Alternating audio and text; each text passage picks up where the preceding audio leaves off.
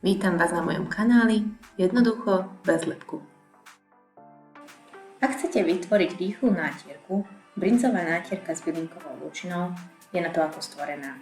Budete potrebovať brinzu, bylinkovú lučinu, soľ, čierne korene, červenú papriku, petržlenovú vňať, bylinky, pažitku a cibulku podľa vlastného uváženia.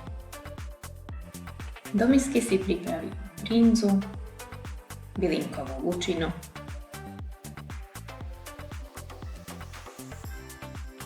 petržlenovú vňať alebo iné bylinky. Soľ pridávame opatrne, keďže brinza je už slaná, čierne korenie a červenú papriku. Tyčovým mixérom všetko poriadne rozmixujeme.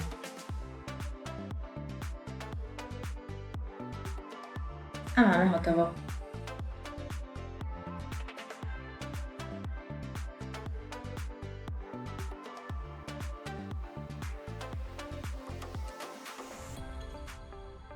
Na ostopenie môžeme použiť ešte červenú papriku a petržlenovú vňať. Dobrú chuť!